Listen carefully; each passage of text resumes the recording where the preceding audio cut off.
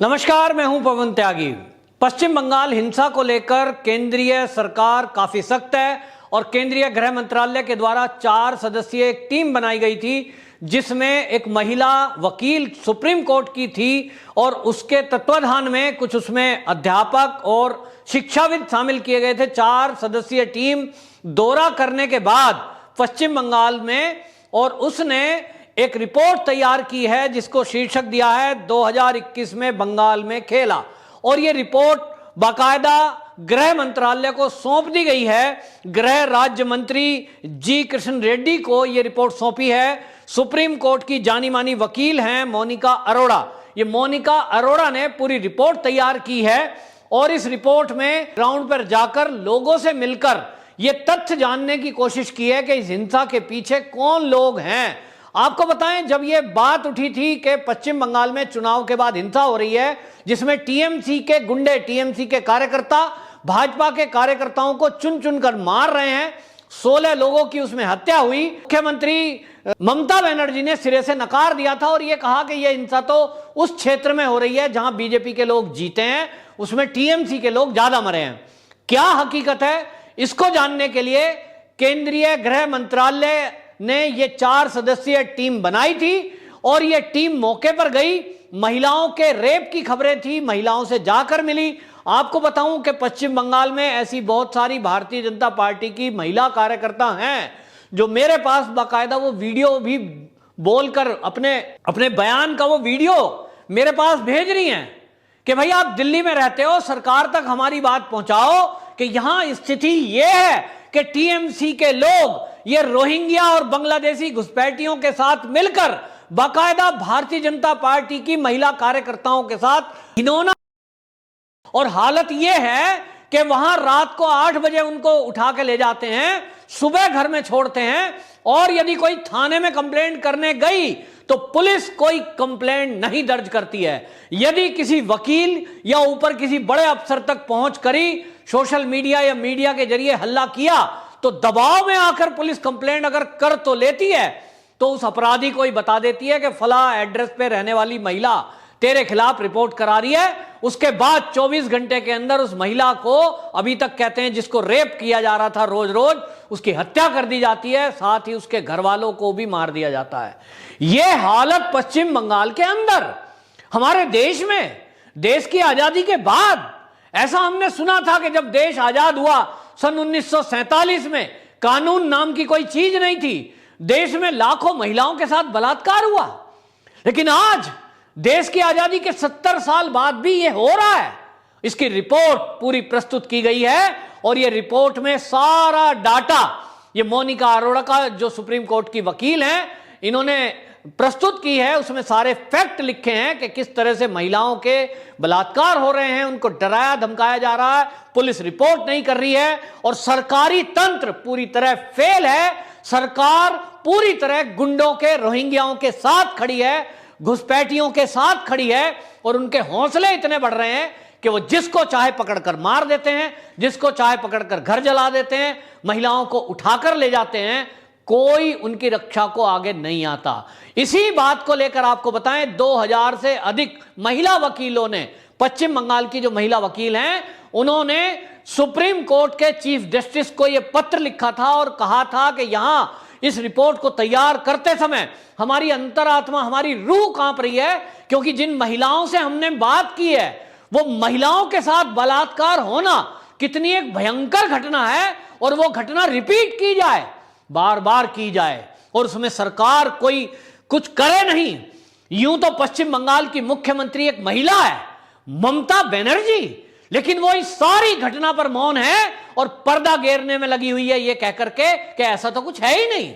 जब एक महिला मुख्यमंत्री इस तरह की भाषा का इस्तेमाल करेगी और महिलाओं के बलात्कार को नकारेगी तो उन महिलाओं को न्याय कौन देगा। और इसीलिए सीजेआई को एक पत्र लिखा गया था और इसके अलावा 146 सेवानिवृत्त आईएएस अधिकारी, राजनयिक और पूर्व न्यायाधीश, इन सब ने भी पत्र देश के राष्ट्रपति को लिखा था और उन्होंने मांग करी थी कि राष्ट्रपति जी, यहां पश्चिम बंगाल में जिन बीजेपी कार्यकर्ताओं को नहीं, हिंदुओं को टारगेट किया जा रहा है, सबकी जान असुरक्षित है, टीएमसी के गुंडे रोहिंग्याओं के साथ मिलकर, बांग्लादेशी घुसपैठियों के साथ मिलकर यह अपराध को अंजाम दे रहे हैं और एक सोची समझी रणनीति के तहत एक खास वर्ग को टारगेट किया जा रहा है, या यूं कहें हिंदुओं को टारगेट किया जा रहा है, ताकि ये अपने घरों को छोड़कर यहां से भाग जाएं और ये मकान इनके खाली हो जाएं, खेत खलियान खाली हो जाएं, दुकान खाली हो जाएं, ताकि ये रोहिंग्या बांग्लादेशी घुसपैठी उन पे कब्जा कर लें और यहां इन्हीं का राज हो जाए। ये जो यहां राज में सरकार है, ममता बनर्जी की सरकार, ये इन रोहिंग्याओं को इतना साथ दे रही है कि पुलिस को कोई कार्रवाई नहीं करने दी जा रही, या यूं कहें पुलिस भी इन गुंडों के साथ मिल गई है। और ऐसे में राष्ट्रपति शासन लगाने की मांग की गई थी। वहीं आपको बताऊं कि जो पीड़ित परिवार हैं उनकी तरफ से भी सुप्रीम कोर्ट में एक एप्लीकेशन लगाई गई थी और यह मांग की गई थी कि इस मामले की पूरी जांच एक पूर्व न्यायाधीश के तत्वाधान में एसआईटी का गठन करके की जाए, क्योंकि कोई भी जांच अगर पश्चिम बंगाल की पुलिस को सौंपी जाएगी तो पुलिस कभी भी टीएमसी के विरुद्ध कोई भी कार्रवाई नहीं करेगी और ना रिपोर्ट तैयार करेगी। और इसलिए सुप्रीम कोर्ट को गुहार लगाई थी पीड़ित परिवारों ने और उन्होंने कहा था कि इसमें एसआईटी का गठन किया जाए और इस पूरे मामले की जांच,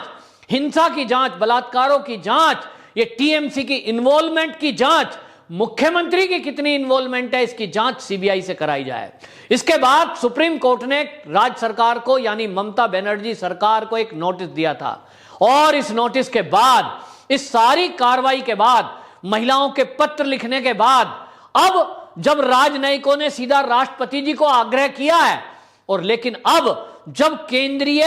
ये जो गृह राज्य मंत्री को रिपोर्ट सौंपी गई है 4 सदस्यीय टीम के द्वारा, इसके बाद अब माना जा रहा है कि पश्चिम बंगाल में तत्काल ही अब राष्ट्रपति शासन लगाया जाएगा, क्योंकि हिंसा, बलात्कार, चुनाव की रिपोर्ट आने के बाद जैसे ही रिजल्ट आउट 2 तारीख को हुआ है, अब तक लगातार वो घटनाएं हो रही हैं और अभी तक नहीं रुकी हैं। ये बात अलग है कि वो रिपोर्ट, वो घटनाएं, वो हिंसा, वो बलात्कार कहीं बाहर नहीं आ रहे हैं, क्योंकि ना तो मीडिया में ये खबरें आने दी जा रही हैं, यदि कोई सोशल मीडिया का यूज करे तो उसको घर में घुस के मार दिया जाता है, पत्रकारों को डराया धमकाया गया है और कोई पत्रकार, यहां तक कि बड़े बड़े चैनल आप देखेंगे मौन है। इन बलात्कारों की कौन रिपोर्ट कर रहा है? क्या कोई वहां जाकर ग्राउंड रिपोर्ट जानने की कोशिश कर रहा है? अरे आप पत्रकार हैं, बड़े बड़े चैनल चलाते हैं, करोड़ों अरबों का आपका व्यापार है, अपने को कहते हैं बड़े पत्रकार हैं, स्टिंग कर देते हैं, बड़े बड़े हैं, भ्रष्ट आदमियों का स्टिंग कर देते हैं आप छुपे हुए कैमरे ले जाकर। क्या छुपे हुए कैमरे ले जाकर इस बलात्कार पर रिपोर्ट नहीं तैयार कर सकते कि महिला वहां कोई बोले, उसकी पहचान उजागर ना करें और इस पर स्टिंग दिखाएं? लेकिन देश का मीडिया आश्चर्यजनक तरीके से मौन है। देश का सुप्रीम कोर्ट स्वतः संज्ञान लेने वाला जरा जरा सी बात पर, एक बलात्कार पर पूरा हंगामा खड़ा कर देने वाला न्यायपालिका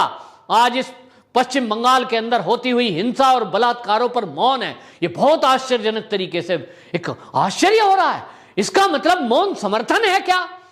क्या इसमें न्यायपालिका की मौन समर्थन है कि भारतीय जनता पार्टी से यदि कोई जुड़ी हुई महिला है तो उसका बलात्कार बलात्कार नहीं माना जाएगा? ये कैसी दोहरी मानसिकता है? और इसमें अगर केंद्र सरकार अब तक एक्शन ले चुकी होती कि वो राष्ट्रपति शासन लगाकर और मिलिट्री को डिप्यूट कर चुकी होती, केंद्रीय सुरक्षा बल वहां गलियों में मोहल्ले में पहरा दे रहे होते बीजेपी के कार्यकर्ता और महिलाओं की रक्षा के लिए, तो आपको बता रहा हूं जिस दिन भी यह कार्रवाई होगी उसी दिन यह सारा विपक्षी दल मिलकर हल्ला मचाएगा और यह मीडिया शोर मचाएगा और यह सब मिलकर के सुप्रीम कोर्ट में एप्लीकेशन लगाएंगे, ये राष्ट्रपति के पास जाएंगे और कहेंगे कि यह राष्ट्रपति शासन गलत लगाया गया है और इसको हटाइए। आप देखना, मैं कोई न्यायपालिका पे टिप्पणी नहीं कर रहा हूं, लेकिन मेरी जितनी आज तक 50 साल से ऊपर उम्र हो गई, मैंने भी देखा है कि इस देश के हित में, ईमानदार लोगों के हित में, ये जब भी कभी फैसले लेने की बात आई है, ये विपक्षी दल मिलकर पूरा झुंड बनकर इस न्यायपालिका को भी डराने धमकाने और प्रेशर में लाने की बात करता है। इसके बाद ये सुप्रीम कोर्ट को करना है तय। लेकिन जहां तक मेरा अनुमान है कि सुप्रीम कोर्ट देखना जरूर उस टाइम टिप्पणी करेगा जिस टाइम राष्ट्रपति शासन पश्चिम बंगाल में केंद्र सरकार लगाएगी। अभी मौन है। अभी इनको बलात्कार नहीं दिख रहा किसी को, अभी महिलाओं की चीखें नहीं सुनाई दे रही किसी को, अभी घर जलते हुए घर नहीं दिख रहे किसी को, अभी विस्थापित हुए हिंदू नहीं दिख रहे, नहीं दिखेंगे। रातों रात कश्मीरी भागे थे, सारा कुछ छोड़कर। अरबपति करोड़पति थे, सेब के बाग थे, बड़े बड़े घर थे, सब छोड़ करके भागने को मजबूर हुए, क्योंकि उनको लगा था कि अपनी जान और इज्जत बचानी है तो अपने घर छोड़ने होंगे। और उसके बाद आज कश्मीर में कब्जा है सबके ऊपर, आज भी अपने घर वापसी नहीं गए हैं, सालों हो गए। यही सीन इस समय पश्चिम बंगाल में हो रहा है कि वहां से हजारों की संख्या में परिवार अपने घरों को छोड़कर, खेतों को छोड़कर, दुकानों को छोड़कर, महिलाओं बच्चों के साथ जिस स्थिति में है, जरा कल्पना करें। हम और आप अपने घर में रह रहे हैं, और यदि हमें ऐसा लगे कि घर के बाहर गुंडे हमला करने वाले हैं और हमें मौका मिले कि या तो भाग जाओ या तो मरो, तो हम घर छोड़ के भाग रहे हो, कैसा लगेगा। मैंने अपनी गाड़ी कमाई से बनाया हुआ मेरा घर, मेरे बच्चे, मेरी बीवी, और मैं उनको लेकर रातों रात एक जोड़ी कपड़े में भागूं, मैं कहीं टेंट में रहूं, कहीं शरणार्थी बन के रहूं। ये आजाद देश में हो रहा है, ये पश्चिम बंगाल में हो रहा है, और वो लोग आसाम में शरण लिए हुए हैं। ये पूरे देश के लिए शर्म की बात है, ये पूरी न्यायपालिका के लिए शर्म की बात है, और ये केंद्र सरकार के लिए भी शर्म की बात है। लेकिन केंद्र सरकार देखना, जिस दिन कदम उठाएगी उस दिन ये सारे विपक्षी जो भेड़िए की तरह आकर घेरते हैं, ये इस तरह से आकर खड़े होंगे और चीख रहे होंगे कि मोदी जी ने गलत कर दिया है, लोकतंत्र का गला दबा दिया है। लोकतंत्र का गला जब तक नहीं दिखाई देता, जब वहां इस तरह से कोई संघ के या बीजेपी के कार्यकर्ताओं को मारा जाता है, उनके साथ बलात्कार होता है। सवाल यह उठता है कि ये जो सब लोग मौन हैं, ये अब केंद्र की कार्रवाई के बाद इनका रुख क्या होने वाला है, पूरा देश इस बात को नोट करे। वंदे मातरम।